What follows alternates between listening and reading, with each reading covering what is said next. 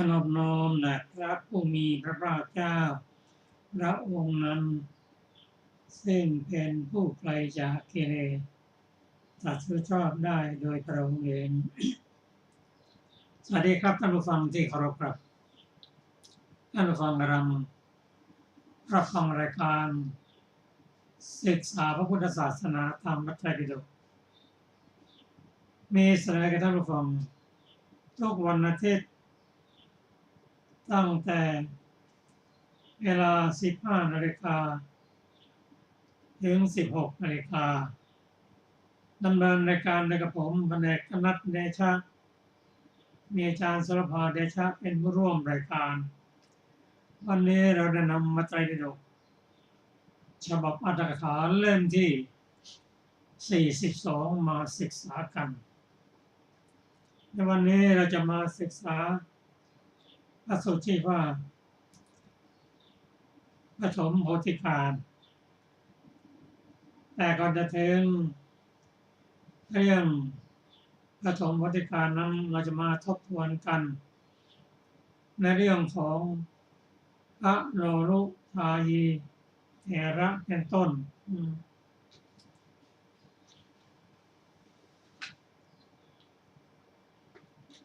พระเถระเมื่อท่านถูกนิมนต์ไปงานต่างๆท่าน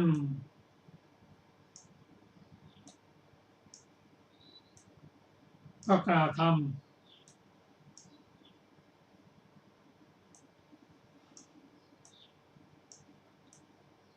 ไม่ตรงกับงานที่เช่นงานในมงคลก็กล่าวนวมงคลในงานนวมงคลก็กล่าว คำมงคลเป็นต้น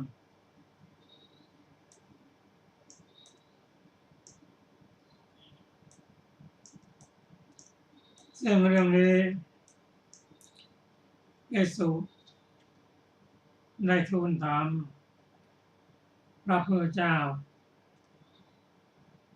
ซึ่งพระองค์ตรัสว่าพระโลลุทายีไม่ใช่จะกล่าวคำที่ควรกล่าวไม่ควรกล่าวคำก็กล่าวคำนั้นทั้งนี้ไม่ใช่ในสมัยนี้เท่านั้นไม่ในการก่อนก็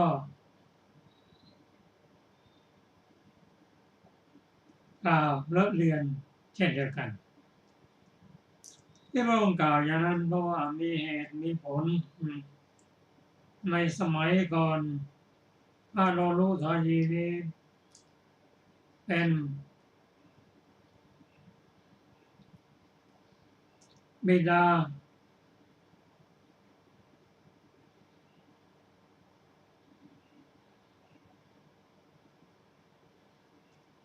ของพระโพธิสัตว์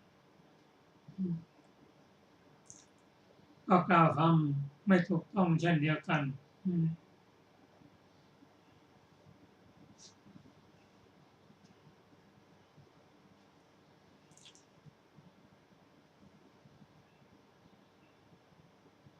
ในสมัยนั้นพระผู้มีพระเจ้าของเราเป็นโพธิสัตว์นามว่าสมทัตส่วนพระอานนท์นั้นเ เป็นพระราชา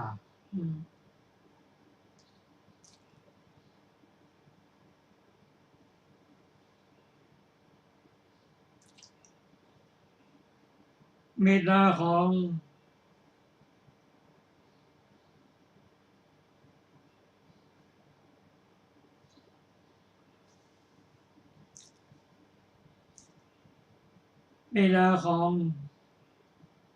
สมทัตนั้น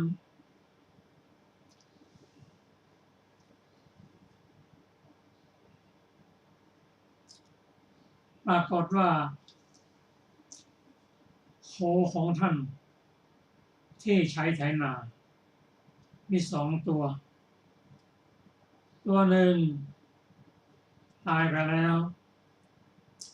ก็ขอบอกลูกชายว่าในฐานะที่ใกล้ชิดกับพระราชาขอวัวมาอีกตัวหนึ่งเถอะแทนตัวที่ตายส่วนพระสมทัตคิดว่าท่านจะไปขอเองนั้นจะเป็นการหมุนหันพลันแล่นไปจึงเรียนกับบิดาว่าคุณพ่อไปขอเองแทนถ้าอย่างนั้นก็นำคุณพ่อไปสมทัตนั้นรู้ว่าคุณพ่อนั้นพูด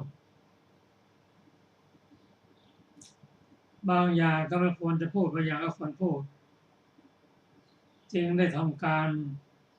มาฝึกกับบิดาซะก่อนจะเข้าไปหาพระราชาเขาจะทำยังไงจะสอนคุณพ่อเวลาจะเข้าพระราชาไปแล้วท่านก็พาคุณพ่อไปที่สงบสงัดหรือป่าช้าแล้วก็เอาฟ่อนยามามัดเป็นฟ่อนฟ่อนนี้สมมุติเป็นพระราชานะฟ่อนนี้สมมุติเป็นวังหน้าอีกฟ่อนนึงเป็นเสนาบดีก็สอนคุณพ่อว่าเวลาจะเข้าไปหาราชสกุลต้องเดินอย่างนี้ถอยหลังอย่างนี้ต้องกล่าวอย่างนี้สอนอยู่นั่นเป็นปีได้แล้วก็ไปเฝ้าพระราชา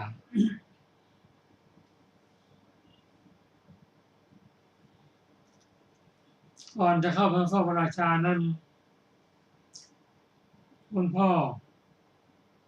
ต้องกล่าวถวายชัยมงคลแก่พระราชาว่าขอเดชะฝ่าละอองธุลีพระบาทโปรดเกล้าโปรดกระหม่อมขอ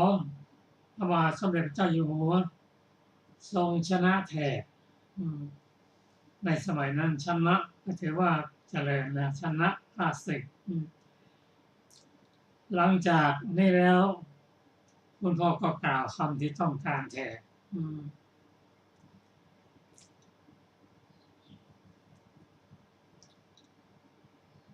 กล่าวว่ายายกล่าวว่าข้าแต่มหาราชเจ้าผู้ทรงสมมุติเทพขอสำหรับไถนาของข้าพระองค์มี2 ตัวใน2 ตัวนั้นตายไปตัวหนึ่งล้มซะแล้วขอพระองค์ผู้เทพพติยราชได้โปรดประทานตัวที่2ให้แทนก็ซ้อมกันอย่างดีแล้วแต่พอไปถึงจริงๆแล้วในวันนั้นในเวลาที่สมทัตยืนอยู่ที่ราชสำนักเป็นผู้มีพระราชปฏิสันถานอันพระเจ้าอยู่หัวมีพระราชฤทัยยินดีแล้วทรงกระทำแล้วเมื่อพระองค์ตรัสว่าตาหมายถึงบิดาของสมทัตนะแกมานานแล้วหรือนั่งสิ นั่งลงแล้วก็พูดไปเถิดว่าต้องการอะไรสิ่งใดเล่าจึงกราบทูลว่าขณะซ้อมมาแล้วนะยังกราบทูลว่าข้าแต่มหาราชเจ้าผู้สมมุติเทพโคสำหรับไถนาของข้าพเจ้ามี2 ตัวในโค2 ตัวนั้นตัวหนึ่งล้มเสียแล้วขอพระองค์ผู้เทพคาธิราชขอพระองค์ผู้สมมุติเทพจงถือเอาตัวที่2นั้นมาเสียเถิดจะไปทูลขอโคกับจะไปทูลถวายโคสิ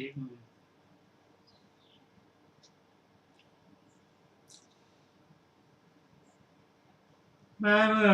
ในหลวงตรัสว่าตาแกว่าอะไรนะแกจงว่าไปอีกพราหมณ์นั้นก็คงกล่าวอย่างเดิมนั่นแหละในหลวงท่านทรงทราบความที่กล่าวนั้นว่าพราหมณ์นั้นกล่าวผิดจึงแย้มพระสุวรรณและตรัสว่าสมทัตโคที่บ้านของเจ้าเห็นจะมีมากนะเมื่อสมทัตกราบทูลว่าขอเดชะฝ่าละอองธุลีพระบาทผู้สมมติเทพโคอันใต้ฝ่าละอองพระบาททรงพระกรุณาพระราชทานให้แล้วจักมีมากดังนี้แล้วก็ทรงโปรดปรานสมทัตผู้โพธิสัตว์พระราชทานโค16 ตัวให้แก่พราหมณ์นั้นทั้งสิ่งของเครื่องอลังการมากมายแล้วก็ส่งกลับพระพุทธเจ้าตรัสว่าเรื่องนี้เพราะอะไรเพราะพราหมณ์ในสมัยโน้นและพระพุทธเยสมัยนี้นั้นได้สดับน้อยรู้น้อยอันนี้ก็เป็นเหตุหนึ่งว่าความไม่รู้การไม่สดับพระธรรมคำสอนที่ไม่ปรับปรุงให้ดีขึ้นในสมัยก่อนก็ติดตามมาในสมัยนี้สิ่งใดก็ตามในสมัยชาติก่อนนั้นยังไม่รู้ยังไม่ฉลาดยังสงสัยไม่ได้แก้ไขก็ติดตามมาถึงสมัยนี้เป็นต้นก็พระอาจารย์สุรภาได้นำอัตถกถามาศึกษาต่อค่ะสวัสดีค่ะท่านผู้ฟังที่เคารพทุกท่าน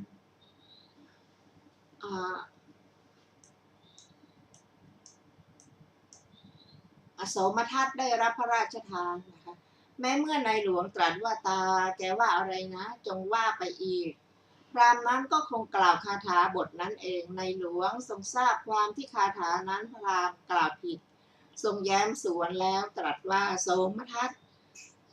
โคในบ้านของเจ้าเห็นจะมากนะเมื่อโสมทัตกราบทูลว่าขอเดชะฝ่าละอองธุลีพระบาทผู้สมมุติเทวราชโคนใต้ฝ่าละอองธุลีพระบาททรงพระกรุณาโคพระราชทานแล้วจักมีมากดังนี้แล้วทรงโปรดปรานโสมทัตผู้โพธิสัตว์จึงพระราชทานโค16 ตัวแก่พราหมณ์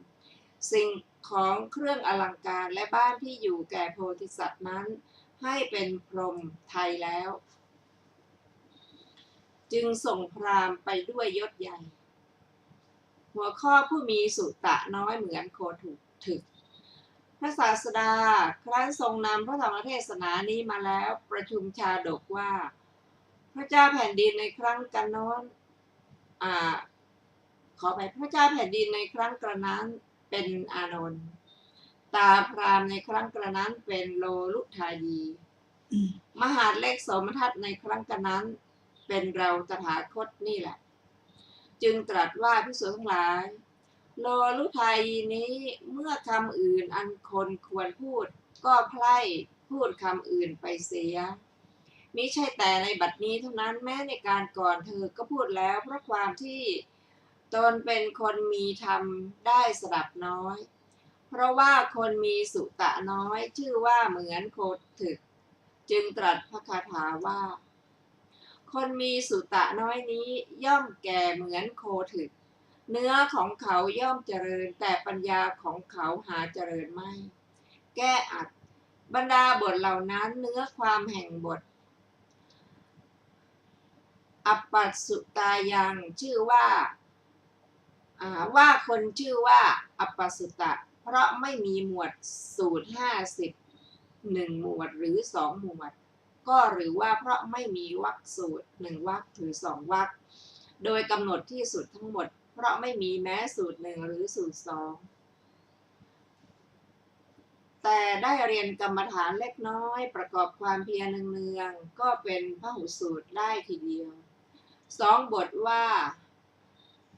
พลิทะโทวชีรติความว่าเหมือนโคถึกเมื่อแก่คือเมื่อเฒ่าย่อมโตขึ้นเพื่อประโยชน์แก่โคแม่พ่อหาไม่ได้เลยแต่โคที่เป็นพี่น้องที่เหลือก็หาไม่ได้โดยที่แท้ก็แก่ไม่มีประโยชน์เลยฉันใดแม้อัปปสุตตชนนี้ไม่ทำอุปัชฌายวัตรไม่ทำอาจาริยวัตรและไม่ทำวัดอื่นมีอาคันตุกะวัดเป็นต้นไม่มันประกอบแม้สักว่าภาวนาชื่อว่าย่อมแก่ไม่มีประโยชน์เลยฉะนั้นนั่นแหละบาทพระคาถาว่ามังสานิตัสสะวัฏันติมีอธิบายว่าเนื้อของโคถึกที่เจ้าของคิดว่าไอ้นี่ไม่อาจจะลากแอกไถเป็นต้นไว้แล้วปล่อยเสียในป่า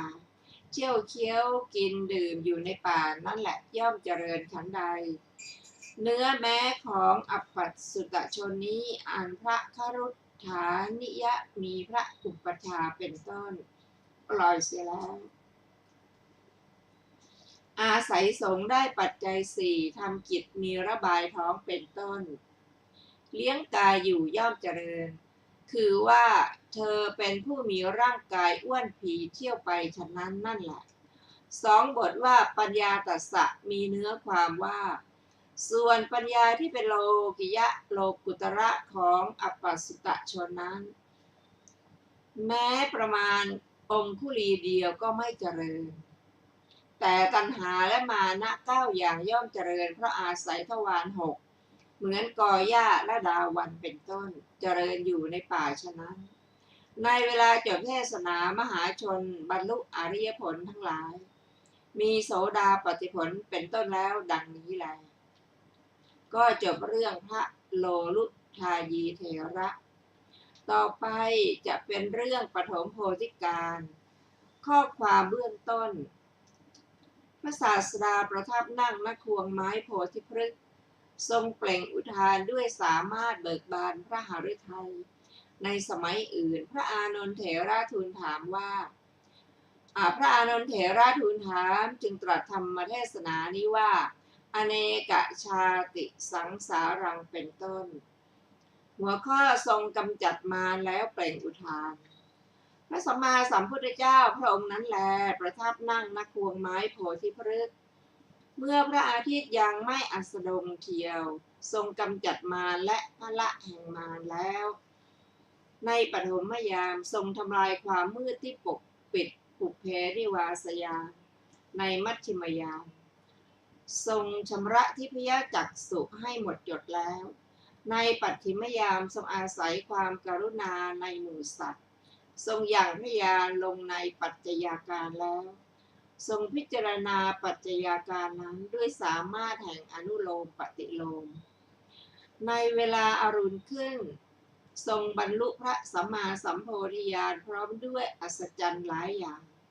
เมื่อจะทรงเปล่งอุทานที่พระพุทธเจ้าไม่ใช่แสนเดียวไม่ทรงละแล้วจึงได้ตรัสพระคาถาเหล่านี้ว่าเราแสวงหานายช่างผู้ทำเรือนเมื่อไม่ประสบจึงได้ท่องเที่ยวไปสู่สงสารมีชาติเป็นอเนกความเกิดบ่อยๆเป็นทุกข์แน่นายช่างเรือนนายช่างผู้ทำเรือนเราพบท่านแล้วท่านจะทำเรือนอีกไม่ได้ซี่โครงทุกซี่ของท่านเราหักเสียแล้วยอดเรือนเราก็รื้อเสียแล้วจิตของเราถึงธรรมปราศจากเครื่องปรุงแต่งแล้วเพราะเราบรรลุธรรมที่สิ้นตัณหาแล้วแก้อัด บรรดาบทเหล่านั้นสองบทว่าขหการังขเวสวันโตความว่า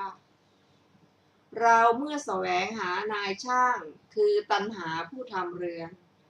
กล่าวคืออัตภาพนี้มีอภินิหารอันทำไว้แล้วแทบบาทมูลของพระพุทธเจ้า ทรงพระนามว่าทีปังกร เพื่อประโยชน์แก่พระยาอันเป็นเครื่องอาจเห็นนายช่างนั้นได้ คือพระโพธิญาณเมื่อไม่ประสบไม่พบคือไม่ได้พระญาณนั้นแหละจึงท่องเที่ยวคือเร่ร่อน ได้แก่วนเวียนไปมาสู่สงสารมีชาติเป็นอันหนึ่งคือสู่สังสารวัฏนี้อันนับได้หลายแสนชาติเส้นการมีประมาณเท่านี้คำว่าทุกขาชาติอุนับปัตนังนี้เป็นคำแสดงเหตุแห่งการแสวงหาช่างผู้ทำเรือนเพราะชื่อว่าชาตินี้คือการเข้าถึงบ่อยๆชื่อว่าเป็นทุกข์เพราะภาวะที่เจือด้วยชราพยาธิและมรณะก็ชาตินั้นเมื่อนายช่างผู้ทำเรือนนั้นอันใครๆไม่พบแล้วย่อมไม่กลับฉะนั้นเมื่อแสวงหานายช่างผู้ทำเรือนจึงได้ท่องเที่ยวไปบทว่าทิโถสิความว่าบัดนี้เราตรัสรู้พระสัพพัญญุตญาณพบท่านแล้วแน่นอนบทว่าปุณณเคหังความว่าท่านจักทำเรือนของเรากล่าวคืออัตภาพในสังสารวัฏนี้อีกไม่ได้บาทพระคาถาว่าสัพพาเตภาสุกาภัคคาความว่าซี่โครงกล่าวคือกิเลสที่เหลือทั้งหมดของท่านเราหักเสียแล้วบาทพระคาถาว่าขหกูตังวิสังขตังความว่าถึงมณฑลช่อฟ้ากล่าวคืออวิชชาแห่งเรือนคืออัตภาพที่ท่านสร้างแล้วนี้เราก็รื้อเสียแล้วบาทพระคาถาว่าวิสังขารักขตังจิตตังความว่าบัดนี้จิตของเราถึงคือเข้าไปถึงธรรมปราศจากเครื่องปรุงแต่งแล้วคือพระนิพพานด้วยสามารถแห่งอันกระทำให้เป็นอารมณ์บาทพระคาถาว่าตัณหานังขยมัชฌคาความว่าเราบรรลุพระอรหันต์กล่าวคือทำเป็นที่เส้นไปแห่งตัณหาแล้วจบปฐมโพธิการต่อไปจะเป็นเรื่องบุตรเศรษฐีมีทรัพย์มากข้อความเบื้องต้นพระศาสดาเมื่อประทับอยู่ในป่าอิสิปตมฤคทายวันทรงปรารภบุตรเศรษฐีผู้มีทรัพย์มากตรัสพระธรรมเทศนานี้ว่าอจริตวาพรหมจริยังเป็นต้นหัวข้อพวกนักเลงชวนเศรษฐีบุตรให้ดื่มเหล้าดังได้สดับมาบุตรเศรษฐีนั้นเกิดแล้วในตระกูลผู้มีสมบัติ80 โกฏในกรุงพาราณสี ครั้งนั้นมารดาบิดาของเขาคิดว่าในตระกูลของเรามีกองโภคะเป็นอันมากเราจักมอบกองโภคะนั้นไว้ในมือบุตรของเราทำให้ใช้สอยอย่างสบายกิจด้วยการงานอย่างอื่นไม่ต้องมีดังนี้แล้วจึงให้เขาศึกษาศิลปะ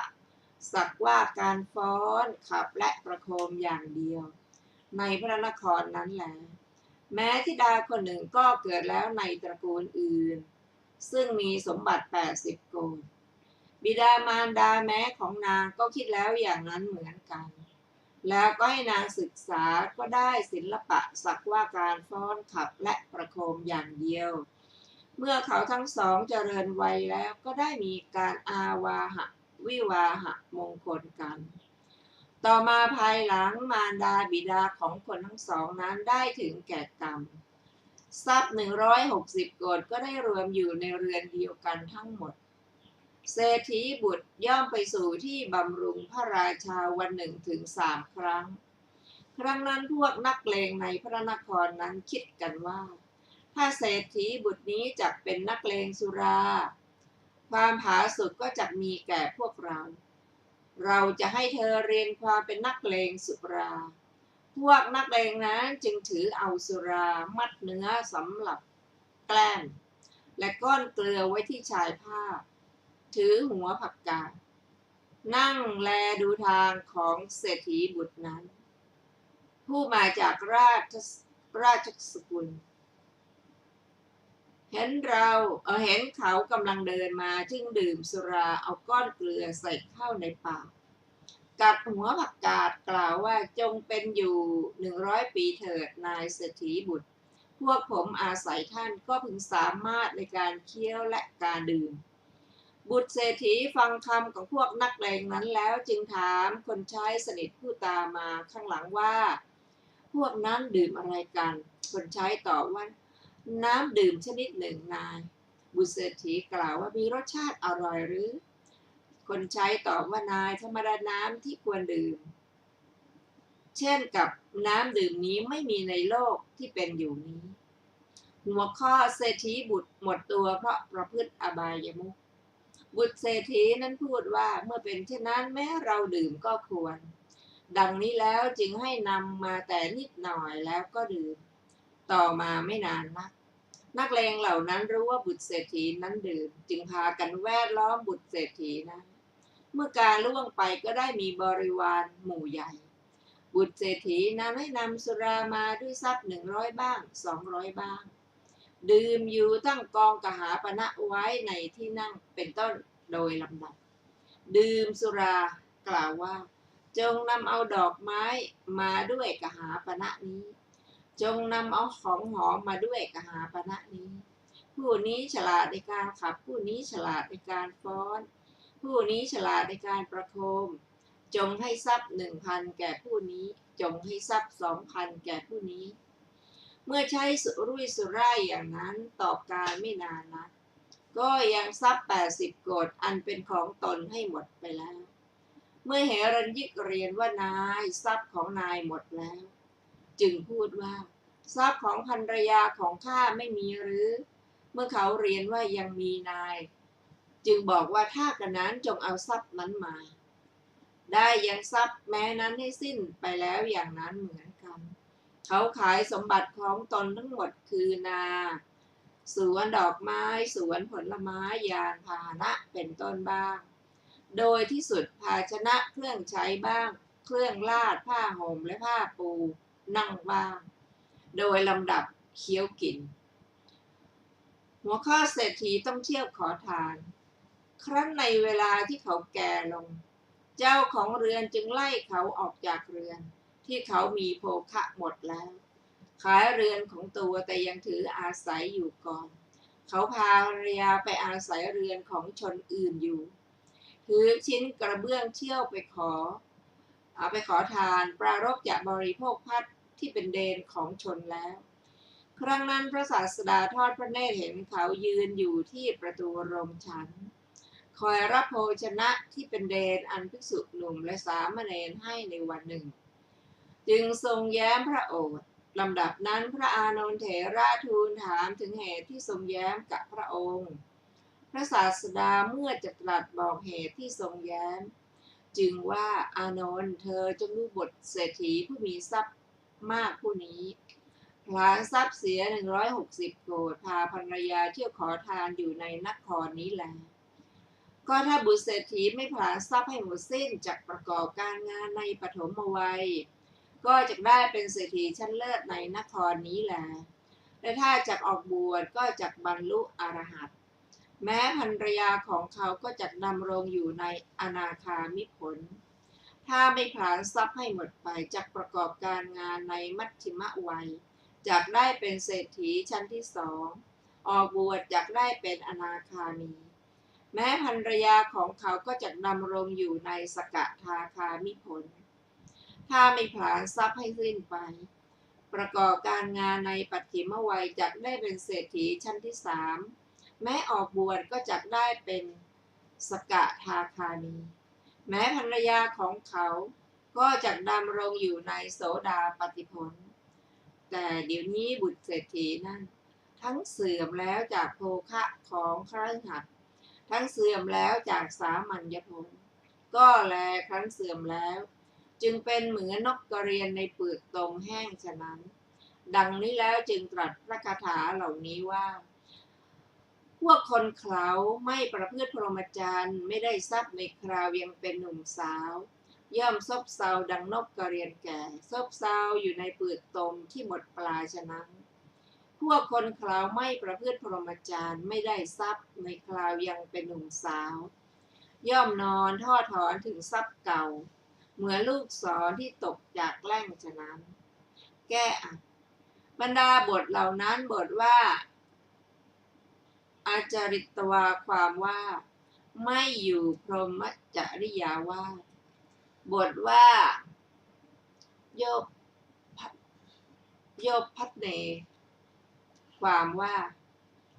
ไม่ได้แม้ทรัพย์ในเวลาที่ตนสามารถเพื่อจะยังโภคะที่ยังไม่เกิดให้เกิดขึ้นหรือเพื่อตามรักษาโภคะที่เกิดขึ้นแล้วบทว่า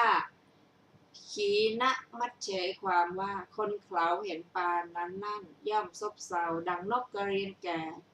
มีขนเปียกอันเหี้ยนเกรียนซบเซาอยู่ในเปลือกตมที่ชื่อว่าหมดปลาแล้วเพราะไม่มีน้ำมีคำอธิบายกล่าวไว้ดังนี้ว่าอันความไม่มีที่อยู่ของคนเขาเหล่านี้เหมือนความไม่มีน้ำในเปลือกตมความไม่มีโภคะของคนเขาเหล่านี้เหมือนความหมดปลาความไม่สามารถจะรวบรวมโภคะไว้ได้โดยทางน้ำหรือทางบกเป็นต้นในการบัดนี้แลของคนเขาเหล่านี้เหมือนความไม่มีการโผขึ้นและบินไปแห่งนกกระเรียนที่มีขนปีกอันเหี้ยน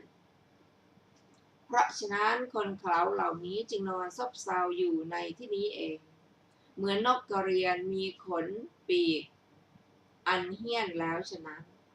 บทว่าจาปาติขีนาวะความว่าหลุดจากแล่งคือพ้นแล้วจากแล่งมีคำอธิบายกล่าวไว้ดังนี้ว่าลูกศรพ้นจากแล่งไปตามลำพังตกแล้วเมื่อไม่มีใครจับมันยกขึ้นมันก็ต้องเป็นอาหารของหมู่ปลวกในที่นั่นเองฉันใด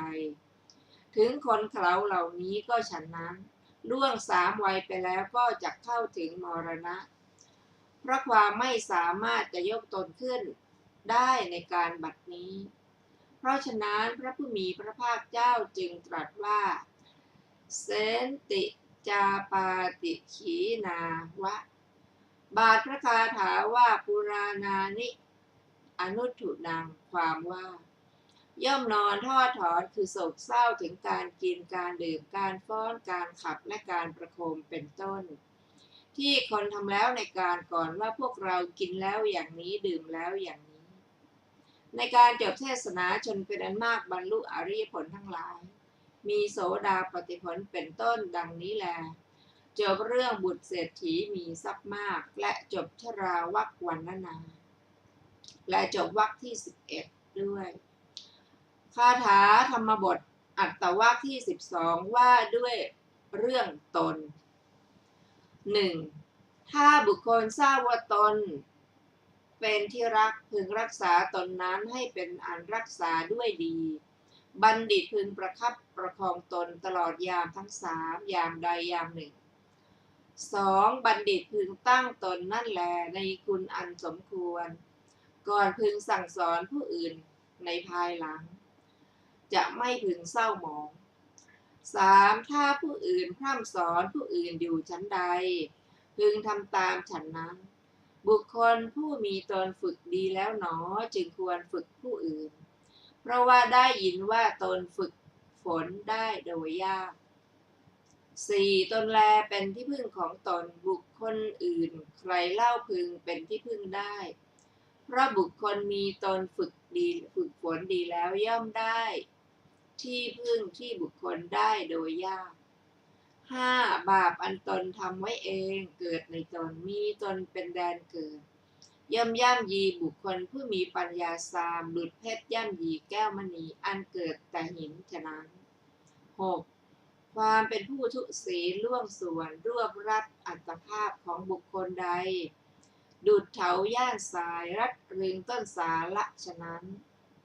บุคคลนั้นย่อมทำตนอย่างเดียวกันกับที่โจรหัวโจกปรารถนาทำให้ตนฉะนั้น 7. กรรมอันไม่ดีและไม่เป็นประโยชน์แก่ตนคนทำง่ายกรรมใดแลเป็นประโยชน์แก่ตนและดีกรรมนั้นแลทำยากอย่างยิ่ง 8. บุคคลใดปัญญาโฉดอาศัยทิฏฐิอันชั่วช้าคัดค้านคำสั่งสอนของพระอริยบุคคลผู้อรหันต์มีปกติเป็นอยู่โดยธรรมบุคคลนั้นย่อมเกิดมาเพื่อฆ่าตนเหมือนขุยแห่งไม้ไผ่ 9. บาปอันผู้ใดทำแล้วด้วยตนเองผู้นั้นย่อมเศร้าหมองด้วยตนบาปอันผู้ใดไม่ทำด้วยตนผู้นั้นย่อมบริสุทธิ์ด้วยตนเองความบริสุทธิ์ไม่บริสุทธิ์เป็นของเฉพาะตนคนอื่นทำคนอื่นให้บริสุทธิ์ไม่ได้ 10. บุคคลไม่พึงยังประโยชน์ของตนให้เสื่อมเสียเพราะประโยชน์ของคนอื่นแม้มากรู้จักประโยชน์ของตนแล้วพึงเป็นผู้ขวนขวายในประโยชน์ของตนจบอัตวรรคที่ 12ต่อไปจะเป็นเรื่องที่เกี่ยวกับอัตวรรควรรณนาเรื่องแรกชื่อว่าเรื่องโพธิราชกุมารข้อความเบื้องต้นพระศาสดาเมื่อประทับอยู่ในเพสกลาวันทรงปรารภโพธิราชกุมารตรัสพระธรรมเทศนานี้ว่าอัตตานันเจเป็นต้นโพธิราชกุมารสร้างปราสาทแล้วคิดฆ่านายช่าง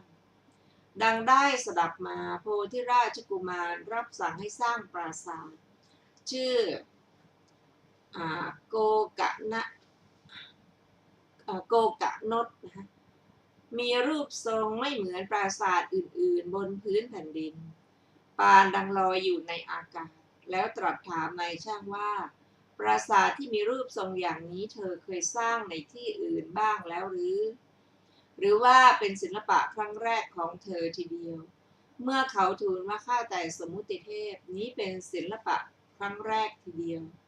ท้าวเธอทรงดำริว่า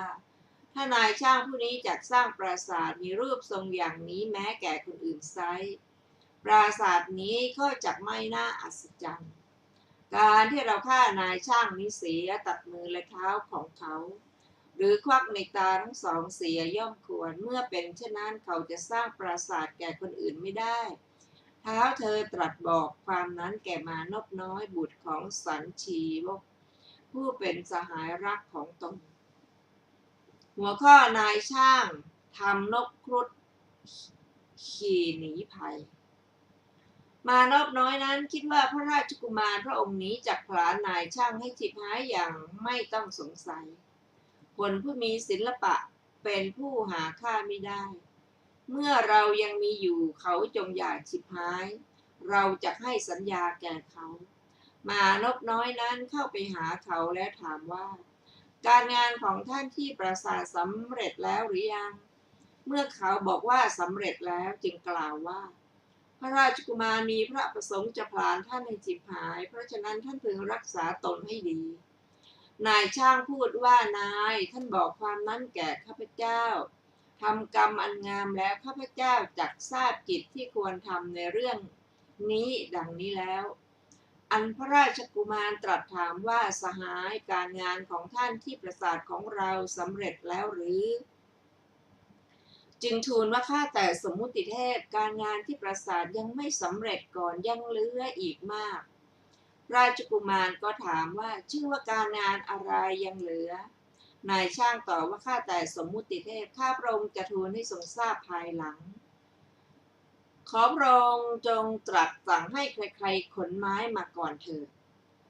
ราชกุมารก็ถามว่าจะให้ขนไม้ชนิดไหนมาเล่า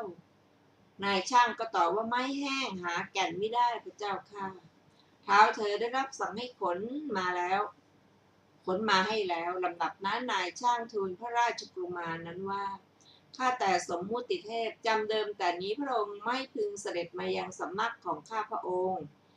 เพราะเมื่อข้าพระองค์ทำงานที่ละเอียดอยู่เมื่อมีการสนทนากับคนอื่นความฟุ้งซ่านก็จะมีอันหนึ่งเวลารับประทานอาหารภรรยาของข้าพระองค์เท่านั้นจักนำอาหารมาพระราชกุมารทรงรับว่าดีแล้วฝ่ายนายช่างนั่งถากไม้เหล่านั้นอยู่ในห้องหนึ่ง ทำเป็นนกครุฑควรที่บุตรภรรยาของตนนั่งภายในได้ ในเวลารับประทานอาหารสั่งภรรยาว่า เธอจงขายของทุกสิ่งอันมีอยู่ในเรือนแล้ว รับเอาเงินและทองไว้ หัวข้อนายช่างพาครอบครัวหนีฝ่ายพระราชกุมารรับสั่งให้ล้อมเรือนไว้ทรงจัดตั้งการรักษาเพื่อประโยชน์จะไม่ให้นายช่างออกไปได้ แม้นายช่างในเวลาที่นกสำเร็จแล้วสั่งภรรยาว่า วันนี้หล่อนพึงพาเด็กแม้ทั้งหมดมารับประทานอาหารเช้าเสร็จแล้ว ให้บุตรและภรรยานั่งในท้องนก ออกทางหน้าต่างหลบหนีไปแล้ว เมื่อพวกอารักขาเหล่านั้นพิไรรำพันทูลว่าขอเดชะ สมมุติเทพนายช่างหลบหนีไปได้ ดังนี้อยู่นั่นแหละนายช่างนั้นก็ไปลงที่หิมวันตประเทศ สร้างนครขึ้นนครหนึ่งได้เป็นพระราชาทรงพระนามว่ากัตถวาหนะในนครนั้น หัวข้อพระศาสดาไม่ทรงเหยียบผ้าที่ลาดไว้ ฝ่ายพระราชกุมารทรงดำริว่าเราจะทำการฉลองปราสาทจึงตรัสสั่งให้นิมนต์พระศาสดา ทรงทำการประพรมในปราสาทด้วยของหอมที่ผสมกัน4 อย่าง ทรงลาดแผ่นผ้าน้อยตั้งแต่ธรณีแรก ได้ยินว่าเท้าเธอไม่มีพระโอรสเพราะฉะนั้นจึงทรงดำริว่า ถ้าเราจักได้บุตรหรือธิดาไซร้พระศาสดาจักทรงเหยียบแผ่นผ้าน้อยนี้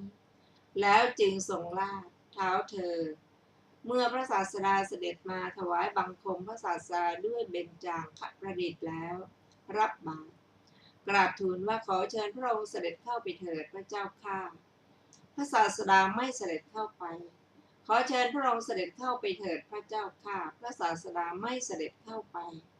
เท้าเธอทรงอ้อนวอนถึง2-3 ครั้งพระศาสดาก็ยังไม่เสด็จเข้าไป ทรงแลดูพระอานนท์พระเถระทราบความที่ไม่ทรงเหยียบผ้าทั้งหลายด้วยสัญญาที่พระองค์ทรงแลดูนั่นเอง จึงทูลให้พระราชกุมารเก็บผ้าทั้งหลายเสียด้วยคำว่า พระราชกุมารขอพระองค์ทรงเก็บผ้าทั้งหลายเสียเถิด พระผู้มีพระภาคเจ้าจักไม่ทรงเหยียบแผ่นผ้าพระภาคตถาคตทรงเล็งดูหมู่ชนผู้เกิดภายหลัง หัวข้อพระศาสดาตรัสบอกเหตุที่ไม่ทรงเหยียบผ้าเท้าเธอทรงเก็บผ้าทั้งหลายแล้วทูลอาราธนาพระศาสดาให้เสด็จเข้าไปภายใน ทรงเลี้ยงดูให้อิ่มหนำด้วยยาคูและของเคี้ยวแล้วนั่งอยู่ณส่วนข้างหนึ่ง ถวายบังคมแล้วทูลว่าข้าแต่พระองค์ผู้เจริญ หม่อมฉันเป็นอุปถากของพระองค์ ถึงพระองค์ว่าเป็นที่พึ่งถึง3 ครั้งแล้วคือ ในว่าข้าพระองค์อยู่ในท้อง ถึงพระองค์ว่าเป็นที่พึ่งครั้งที่1แม้ครั้งที่2ในเวลาที่หม่อมฉันเป็นเด็กรุ่นหนุ่มแม้ครั้งที่3ในการที่หม่อมฉันถึงความเป็นผู้รู้ดีรู้ชั่วพระองค์ไม่ทรงเหยียบแผ่นผ้าน้อยของหม่อมฉันนั้นเพราะเหตุไรพระศาสดาตอบว่าราชกุมารก็พระองค์ทรงดำริอย่างไรจึงลาดแผ่นผ้าน้อยราชกุมารตอบว่าข้าแต่พระองค์ผู้เจริญหม่อมฉันคิดดังนี้ว่าถ้าเราจักได้บุตรหรือธิดาไซร้พระศาสดาจักทรงเหยียบแผ่นผ้าน้อยของเราจึงลาดแผ่นผ้าน้อยพระศาสดาตรัสว่าราชกุมารเพราะเหตุนั้นอาตมภาพจึงไม่เหยียบราชกุมารก็กล่าวว่าข้าแต่พระองค์ผู้เจริญก็หม่อมฉันจักไม่ได้บุตรหรือธิดาเลยเชียวหรือพระศาสดาก็ตอบว่าอย่างนั้นราชกุมารก็ถามว่าเพราะเหตุไรพระเจ้าข้าพระศาสดาทรงตอบว่าเพราะความที่พระองค์กับพระชายาเป็นผู้ถึงความประมาทแล้วในอัตภาพก่อนราชกุมารก็ถามว่าในการไหนพระเจ้าข้าบุรพกรรมของโพธิราชกุมารลำดับนั้นพระศาสดาทรงนำอดีตนิทานมาแสดงแก่พระราชกุมารนั้นดังได้สดับมาในอดีตการมนุษย์หลายร้อยคนแล่นเรือลำใหญ่ไปสู่มหาสมุทรเรืออับปางในกลางสมุทร2 สามีภรรยาคว้าได้แผ่นกระดานแผ่นหนึ่งอาศัยว่ายเข้าไปสู่เกาะน้อยอันมีในระหว่างมนุษย์ที่เหลือทั้งหมด ตายในมหาสมุทรนั้นนั่นแหละก็หมู่นกเป็นอันมากอยู่ที่เกาะนั้นแหละเขาทั้งสองไม่เห็นสิ่งอื่นที่ควรกินได้ถูกความหิวครอบงำแล้วจึงเผาฟองนกทั้งหลายที่ถาดเพลิงแล้วเคี้ยวกินเมื่อฟองนกเหล่านั้นไม่เพียงพอก็จับลูกนกทั้งหลายปิ้งกินเมื่อนกเหล่านั้นไม่เพียงพอก็จับนกทั้งหลายปิ้งกินในปฐมวัยก็ดีมัชฌิมวัยก็ดีปัจฉิมวัยก็ดีได้เคี้ยวกินอย่างนี้แหละแม้ในวันหนึ่งก็ไม่ได้ถึงความไม่ประมาทอันหนึ่งบรรดาชนสองคนนั้นแม้คนหนึ่งไม่ได้ถึงความไม่ประมาทหัวข้อพึงรักษาตนไว้ให้ดีในวัยทั้งสามพระศาสดาครั้นทรงแสดงบุรพกรรมนี้ของโพธิราชกุมารนั้นแล้วตรัสว่าราชกุมารก็ในการนั้นถ้าพระองค์กับภรรยาจักถึงความไม่ประมาทแม้ในวัยหนึ่งไซร้บุตรหรือธิดาพึงเกิดขึ้นแม้ในวัยหนึ่งก็ถ้าบรรดาท่านทั้งสองแม้คนหนึ่งจักได้เป็นผู้ไม่ประมาทแล้วไซร้บุตรหรือธิดาจักอาศัยผู้ไม่ประมาทนั้นเกิดขึ้นราชกุมารก็บุคคลเมื่อสำคัญตนอยู่ว่าเป็นที่รักพึงไม่ประมาทรักษาตนแม้ในวัยทั้งสามเมื่อไม่อาจรักษาได้อย่างนั้นพึงรักษาให้ได้แม้ในวัยหนึ่งดังนี้แล้วจึงตรัสพระคาถานี้ว่าถ้าบุคคลทราบตนว่าเป็นที่รักพึงรักษาตนนั้นให้เป็นอันรักษาด้วยดีบัณฑิตพึงประคับประคองตนตลอดยามทั้งสามยามใดยามหนึ่งแก้อัดบรรดาบทเหล่านั้นบทว่ายามังนี้พระศาสดาทรงแสดงทำวัยทั้งสามวัยด้วยหนึ่งให้ชื่อว่ายามเพราะความที่พระองค์ทรงเป็นใหญ่ในธรรมและเพราะความที่พระองค์ทรงฉลาดในเทศนาวิธีเพราะเหตุนั้นในพระคาถานี้บัณฑิตพึงทราบเนื้อความอย่างนั้นว่าถ้าบุคคลทราบตนว่าเป็นที่รักพึงรักษาตนนั้นให้เป็นอันรักษาดีแล้วคือพึงรักษาตนนั้นโดยประการที่ตนเป็นอันรักษาดีแล้วบรรดาชนผู้รักษาตนเหล่านั้นถ้าผู้เป็นฆฤหัสถ์คิดว่าจะรักษาตนดังนี้แล้วเข้าไปสู่ห้องที่เขาปิดไว้ให้เรียบร้อยเป็นผู้มีอารักขาสมบูรณ์อยู่บนพื้นปราสาทชั้นบนก็ดีเป็นผู้เป็นบรรพชิตอยู่ในถ้ำอันปิดเรียบร้อยมีประตูและหน้าต่างอันปิดแล้วก็ดียังไม่ชื่อว่ารักษาตนเลยแต่ผู้เป็นฆฤหัสถ์ทำบุญทั้งหลายมีทานศีลเป็นต้นตามกำลังหรือผู้เป็นบรรพชิตถึงความขวนขวายในวัดปฏิบัติปริยัติและการทำไว้ในใจอยู่ชื่อว่าย่อมรักษาตนบุรุษผู้เป็นบัณฑิตเมื่อไม่อาจทำอย่างนั้นได้ในวัยต้องประคับประคองตนไว้แม้ในวัยใดวัยหนึ่งก็ได้เหมือนกันก็ถ้าผู้เป็นฆฤหัสถ์ไม่อาจทำกุศลได้ในปฐมวัยเพราะความเป็นผู้หมกมุ่นอยู่ในการเล่นไซร้ในมัชฌิมวัยพึงเป็นผู้ไม่ประมาทบำเพ็ญกุศล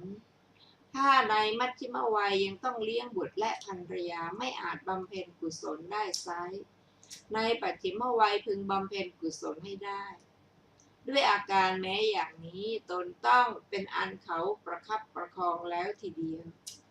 แต่เมื่อเขาไม่ทำอย่างนั้นย่อมชื่อว่าไม่เป็นที่รักผู้นั้นเท่ากับทำตนนั้นให้มีอบายเป็นที่ไปในเบื้องหน้าทีเดียวก็ถ้าว่าบรรพชิตในปฐมวัยทำการสาธยายอยู่ทรงจำบอกทำวัดและปฏิวัติอยู่ชื่อว่าถึงความประมาทในมัชฌิมวัยพึงเป็นผู้ไม่ประมาทบำเพ็ญสมณธรรมอันหนึ่งถ้ายังสอบถามอรรถกถาและวินิจฉัยและเหตุแห่งพระปริยัติอันตนเรียนแล้วในปฐมวัยอยู่ชื่อว่าถึงความประมาทในมัชฌิมวัยในปัจฉิมวัยพึงเป็นผู้ไม่ประมาทบำเพ็ญสมณธรรมด้วยอาการแม้อย่างนี้ตนย่อมเป็นอันบรรพชิตแล้ว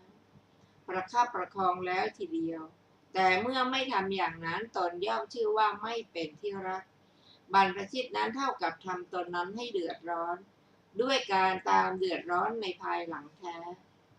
ในการจบเทศนาโพธิราชกุมารตั้งอยู่ในโสดาปัตติผลแล้ว พระธรรมเทศนาได้สำเร็จประโยชน์แม้แก่บริษัทที่ประชุมกันแล้วดังนี้แลจบเรื่องโพธิราชกุมารท่านผู้ฟังที่เคารพค่ะวันนี้รายการศึกษาพระพุทธศาสนาตามพระไตรปิฎกก็ได้หมดเวลาลงแล้วขอขอบพระคุณทุกท่านที่ได้ร่วมศึกษาด้วยกันเราจะมาได้ศึกษาต่อกันใหม่ในวันอาทิตย์หน้าเวลาเดียวกันนี้